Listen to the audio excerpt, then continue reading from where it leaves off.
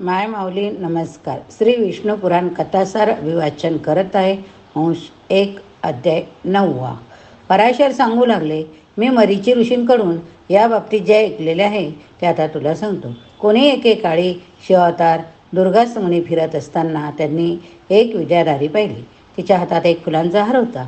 त्याच्या सुवासाने तो सर्व परिसर दरवळला होता. तेव्हा दुर्वासांनी तिच्यापाशी तो हार मागितला असता तिने तो त्यांना अर्पण केला. मग तो हार मस्तकावर धारण करून ते पुढे निघाले. तेव्हा समोरून ऐराटावर बसून इंद्र येताना त्यांना दिसला. त्याने आनंदाने तो हार त्याच्या अंगावर टाकला असता त्याने तो हार ऐरावताच्या मस्तकावर फेकला. त्या मनोन्मत्त हत्तीने तो हार सोंडेत घेऊन फिरवला, खाली पृथ्वीवर टाकला. असा त्या हाररूपी प्रसादाचा अपमान झालेला पाहताच दुर्वासांची तळपायाची आग मस्तकात गेली व ते इंद्राला म्हणाले, अरे गर्विष्ठ इंद्रा, तू माझ्या देणगीचा घोर अपमान केलेला आहे. तू काय मला सामान्य ब्राह्मण समजलास? अरे या तुझ्या कृत्याचे फळ म्हणून तुझे संपूर्ण त्रैलोक्याचे राज्य स्त्रीहीन वैभवहीन होईल. जा. त्यावर इंद्राने खाली उतरून लोटांगण घालून वारंवार क्षमा मागितली. परंतु दुर्वासांच्या मनात काही दयेचा पाझर फुटला नाही. ते बोलले की माझे तप सर्व जग जाणते, माझा क्रोधही जाणते. तू हे क्षमा मागण्याचे ढोंग बंद कर आणि इथून मुकाट्याने चालता हो. असे बोलून तो तरातरा निघून गेले. मग इंद्र नाईलाजाने अमरावतीला गेला. त्याचे सर्व वैभव बळ लयाला गेले. तेव्हा ती संधी साधून दानव दैत्य यांनी त्याच्यावर आक्रमण केले. त्या घनघोर लढाईत इंद्र हरला. मग तो देवांसहित ब्रह्मदेवापाशी गेला. त्याला सर्व हकीकत सांगितले. ब्रह्मदेव त्या सर्वांना घेऊन क्षीरसागराच्या तटी गेला आणि सर्वेश्वर विष्णूची प्रार्थना आरंभली. सगळ्या देवांनी सुद्धा हात जोडून गऱ्हाणे म्हणले. मग श्रीहरी समोर प्रकट झाले. ते म्हणाले की देवगणांनी दैत्य आणि दानवांना सोबत घेऊन समुद्रमंथन करावे, म्हणजे सर्व बळ ऐश्वर्य पुन्हा लाभेल. त्यातून जे जे काही निघेल ते तुम्ही वाटून घ्या. मग देवदानवांनी मेरू पर्वताचा घुसळखांब केला, वासुकीची दोरी केली. स्वतः श्रीहरी कासवाचे रूप घेऊन पर्वताखाली बसले. नंतर वासुकीच्या मुखाकडचे टोक दैत्यांनी धरले. शेपटीकडे देवांनी धरून प्रचंड वेगाने क्षीरसागर घुसळू लागले. घुसळते वेळी त्या सागरातून 14 रत्ने उसळून बाहेर आली. त्यात कामधेनू, सुरा, अमृत, अप्सरा, चंद्र, विष, धन्वंतरी, लक्ष्मी, कौस्तुभमणी, पारिजातक, ऐरावत नावाचा हत्ती, घोडा, सारंग धनुष्य, उत्सैस्रवा घोडा, पांचजने शंख ही होती. त्यापैकी हत्ती, अप्सरा, कल्पतरू, पारिजात ही इंद्राने घेतली. घोडा सूर्याने, शंख, धनुष्य, लक्ष्मी, कौस्तुभमणी विष्णूने घेतला. अप्सरा स्वर्गात गेल्या. विष्णूने मोहिनी रूप घेऊन दैत्यांना फसवून अमृतदेवांना दिले. चंद्र शंकराने घेतला. सुरा म्हणजे मदिरा. धन्वंतरी ही 2 रत्ने उरली. त्यातून सुरा दैत्यांच्या वाट्याला आली. तेव्हापासून आजपर्यंत देव व दैत्य यांच्यामध्ये वैर चालू आहे. तर त्यानंतर इंद्राने स्वर्गावर ताबा मिळवला. मग त्याने 17 श्लोकांनी लक्ष्मीची स्तुती केली. तेव्हा प्रसन्न झालेल्या लक्ष्मीने इंद्राला इच्छित वर दिला. त्रैलोक्य सोडून जाणार नाही असे वचन दिले. ही लक्ष्मी पूर्वी भृग ऋषींपासून त्यांच्या ख्याता ह्या पत्नीला झालेली मुलगी होय. ही लक्ष्मी नित्य विष्णूबरोबर अभिन्नपणे असते. विष्णूच्या प्रत्येक वेळच्या अवतारात ती सुद्धा अवतरित होते. विष्णूप्रमाणेच देहधारण करते. मैत्रेय मुनिराज हे आख्यान आणि इंद्र विरचित लक्ष्मी स्तोत्र यांचा पाठ ज्या घरामध्ये होत असतो तेथे दारिद्र्य कधीच प्रवेश करीत नाही. अध्याय 10. भृगु, अग्नी, पितर यांचा वंशाचा विस्तार. मैत्रेय मुनीने पुन्हा प्रश्न केला की भृगु ऋषी इतरांच्या वंशाची वाढ कशी होत गेली त्याचे वर्णन ऐकावे. पराशर म्हणाले, ठीक आहे, ऐका तर मग. भृगूची पत्नी ख्यातीला लक्ष्मी म्हणजे विष्णूची पत्नी ही कन्या आणि धाता ही विधाता असे 2 पुत्र. महात्मा मेरू आणि कन्या आयती ही धात्याची नियती व विधात्याची पत्नी. त्यांना अनुक्रमे प्राण व मुकुंडू हे 2 पुत्र झाले. मुरकुंडूचे मार्कंडेय व वेदशिरा हे 2 मुलगे होते. प्राणाला दुतिमान आणि त्याचा पुत्र राजवान ह्या होता. राजवानापासून पुढे वंश वाढत गेला. मरीची व त्याची पत्नी विभूती यांचा पौर्णिमास हा पुत्र होय. त्याचे विरजा व पर्वत असे 2 मुलगे झाले. अंगिरा ऋषींची पत्नी स्मृती हिला 4 मुली झाल्या. त्यांची नावं सिनीवाली, कुहू, राका, अनुमती अशी होय. अत्रींची पत्नी अनुसया हिला चंद्र, दुर्वास आणि दत्त असे 3 मुलगे झाले. पुलस्त्यांची पत्नी प्रीती हिच्या पोटी दत्तोली जन्मला. तो पूर्वीचा स्वयंभू मन्वंतरातील अगस्त्य होय. प्रजापती पुलह यांच्या पत्नीने क्षमेने कर्दम, उर्वरियान व सविष्णू या 3 पुत्रांना जन्म दिला. ऋतू वसंतती होवेतांना अंगुष्ट मात्र देहाचे 60,000 वालखिल्य वगैरे ऋषीपुत्र झाले. वैशिष्ट्य मुनी ऊर्जा यांना रज, गोत्र, ऊर्ध्ववायू, सवन, अनघ, सुतपा, शुक्र असे 7 पुत्र झाले. ब्रह्मदेवाचा सर्वात थोरला मुलगा जो अग्निदेव, त्याची पत्नी स्वहा हिला पावक, पवमान आणि सुची असे 3 मुलगे झाले. यांना प्रत्येकी 15 पुत्र झाले. असे ते 45 भाऊ, आजोबा अग्नी व त्यांचे 3 पुत्र सर्व मिळून 49 अग्नी होय. आता ब्रह्मदेव कृत, अनाग्निक, अग्निवस्ता आणि साग्निक, बहिर्षद वगैरे पितर देवतापासून स्वतः हिला मेना, पधारिणी अशा 2 मुली झाल्या. त्या ज्ञानी व योगिनी होय. असा हा वंश विस्तार जो श्रद्धा भक्तियुक्त मनाने स्मरण करेल तो निर्वंशी राहणार नाही.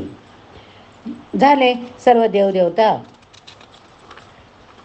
अध्याय 11. ध्रुवाची तपसाधना. पराशर पुढे सांगू लागले. स्वयंभू मनुला 2 मुलगे झाले. एक प्रियवत व दुसरा उत्तानपाद.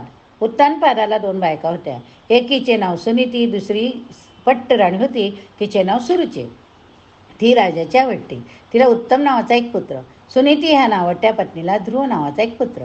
एकदा असे झाले की 5 वर्षाचा ध्रुव दरबारात गेला. एकदम बापाच्या मांडीवर जाऊन बसला. पण राजाने सुरुचीने त्याला दूर सारून उत्तमाला जवळ घेतले. तेव्हा अपमान, राग, दुःख असह्य होऊन ध्रुव घरी परतला. त्याच्याकडून नाराजीचे कारण समजून घेतले. तेव्हा त्याची आई म्हणाली, बाळा, तू खरोखर फार दुर्दैवी. अशा गोष्टी या पूर्वजन्मातील कर्मांवर आधारित असतात. सुरुचीचे उत्तमचे पूर्व पुण्य फार थोर, पण आपले तसे नाही. आपली पूर्वजन्मीची पातके दुसरा कोणीच दूर करू शकत नसतो. ती भोगावी लागतात. म्हणून शांतपणे ती भोगणे असेल अशा परिस्थितीत सत्कर्माचे आचरण करीत राहणे, समाधान मानणे हेच चांगले होय. परंतु ध्रुवाच्या दुखावलेल्या मनाला आईने केलेला उपदेश काही पटला नाही. तो आईला बोलला की ते सिंहासन उत्तम लाभो. आता मी अशी तपश्चर्या करीन की कुणीच दूर लोटणार नाही, असे अडळस्थान मला मिळवीन. एवढे सांगून रागासरशी तिरीमिरीने तो घर सोडून चरफडत बाहेर पडला. पुढे जात असताना त्याने एका जागी 7 मुनी बसलेले पाहिले. त्यांना भक्तिपूर्वक प्रणाम करून तो उभा राहिला. ते 7 जण ब्रह्मदेवाचे पुत्र मारीची, अत्री, अंगिरा, पुलिस्ती, पुलह, कृतू आणि वशिष्ठ होय. त्यांनी चौकशी केली तेव्हा त्याने आपला सर्व वृत्तांत त्यांना सांगितला. तेव्हा त्यांना मोठे कौतुक वाटले. त्यांचा आढळ फळ प्राप्त करण्याचा निश्चय ऐकून त्यांनी त्याला उपदेश केला. तो कोणता? तो असा, ध्रुवाची जी अपेक्षा आहे ती एका आधी पुरुष भगवंताशिवाय कुणीही पुरी करू शकणार नाही. तो देव सकल ब्रह्मांडाचे अधिकरण असून पुरुष व प्रकृती यांच्याही पूर्वीपासून आहे. तोच परब्रह्म, परमधाम, परागती होय. यज्ञपती, यज्ञ योगेश्वर तो आहे. तो प्रसन्न झाला असता भक्ताला असाही असे काहीच नसते. भक्ताने जे म्हणी धरावे ते त्याला प्राप्त होत असते. तेव्हा ध्रुवाने एकाग्र चित्ताने त्याचीच आराधना करावी. त्यावर ध्रुवाने विनंती केली की ती आराधना कशी करावी ते त्यांनी सांगावे. तेव्हा ते म्हणाले की तुझ्या आजोबांनी ज्या मंत्राचा जप करून मनोपदाची प्राप्ती करून घेतली त्याच मंत्राचा तूही जप करीत जा. मग त्याने ध्रुवाला जवळ बसवून त्या मंत्राचा उपदेश केला व त्याच्या डोक्यावर हात ठेवून त्याला आशीर्वाद दिला. मंत्र कोणता? ओम नमो भगवते वासुदेवाय.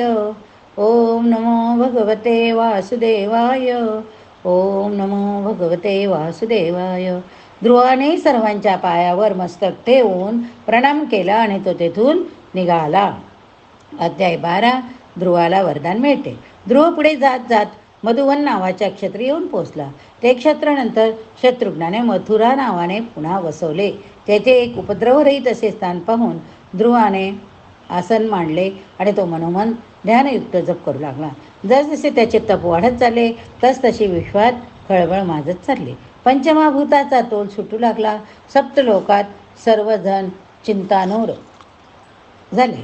सर्व देवदेवता इंद्रापाशी गेले व त्यावर काही उपाय करण्याची विनंती केली. इंद्राने शोध केला असताना त्याला आढळून आले की त्या दुरवस्थेचे मूळ कारण ध्रुवाची तपश्चर्या हेच होय. तेव्हा त्याने ध्रुवाचा निश्चय हाणून पाडला. असे बेत करावा.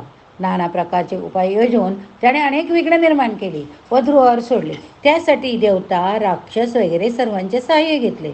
भीतीदायक असे अनेक प्रकार केले, तरी ध्रुव बदत नाही असे पाहून अनेक प्रलोभने दाखवली, पण ध्रुवाचा निश्चय कायम होता. तेव्हा अंतिम उपाय म्हणून वैष्णवी मायेने त्यांच्या आईचे रूप धारण केले. अत्यंत कळवळून त्याचे मन वळविण्याचा प्रयत्न केला. तिने असे सांगितले की जर तो तप सोडून तिच्याजवळ जाणार नसेल तर ती प्राणत्याग करेल. तरी त्या बालकाने तिच्याकडे ढुंकून देखील पाहिले नाही. तो आपल्या निश्चयावर अडळ राहिला. तेव्हा सर्व प्रकारे हरवलेले ते देवगण विष्णूपाशी गेले. ध्रुवाची कामना पूर्ण करून विश्वाला निर्भय करावे अशी त्याची विनवणी केली. त्यावर श्री विष्णू म्हणाला, देव हो, तुम्ही अगदी निश्चित राहा. ध्रुवाला कोणत्याच पदाचा मोह नाही, तरी त्याची मनोकामना जी असेल ती मी पूर्ण करेन. मग ते सर्व देव निघून गेले. त्यानंतर विष्णू ध्रुवासमोर प्रगट झाला व म्हणाला की तुझ्या तपाने मी संतुष्ट झालो, तरी तुला काय होय असेल ते समाग. ते शब्द कानी पडताच ध्रुवाने डोळे उघडले तर समोर साक्षात विष्णू उभा. आनंदाच्या भरामध्ये भगवंताची स्तुती कशी करावी हे त्याला सुचेना. तो नुसता टकमक टकमक पाहत राहिला. मग श्री विष्णूने आपल्या हातातल्या शंखाचे टोक त्याच्या गालाला हळूच लावले. तेव्हा क्षणार्धात ध्रुव भानावर आला. विष्णूचे स्तवन करून लागला. त्याने सहस्र शीर्षा पुरुषः सहस्राक्ष सहस्रपादः असा आरंभ करून 15 श्लोकाने स्तुती केली. त्यावर देवाने वर मागण्यास सांगितले. तेव्हा ध्रुवाने आपली इच्छा सांगितली. विष्णू म्हणाला, बाळा, मी तुला अढळ पद अवश्य देईन. मी तुला नवग्रह, देवगण, पितृदेवता या सर्वहून उच्च स्थानावर बसवणार आहे. या सृष्टीमध्ये प्रत्येकाची आयुमर्यादा ठरलेली आहे. कुणी चतुर्युगाची एक चौकटी जगतो, तर कोणी एक मन्वंतर एवढा जगतो. पण तुला मी एक कल्प म्हणजे 28 मन्वंतरे एवढे आयुष्य देत आहे. तुझी आई देखील तारकाहून तुझ्यासोबत असेल. जी कुणी ही कथा ध्रुवाख्यान भक्तिपूर्वक गातील त्यांना फार मोठे पुण्य मिळेल. या ध्रुवाच्या स्थानाला केंद्र करून सप्तर्षी सर्व विश्व प्रदक्षिणा करीत असते. या ठिकाणी अध्याय संपला. पुढील अध्यायात आपण पुढील कथा सर्व बघूया. विष्णवे नमः. ओम शांताकारं भुजगशयनं पद्मनाभं सुरेशं विश्वाधारं गगनसदृशं मेघवर्णं शुभांगं लक्ष्मीकान्तं कमलनयनं योगिवीर्ध्यानगम्यं वन्दे विष्णुं भवभयहरं सर्वलोकैकनाथं.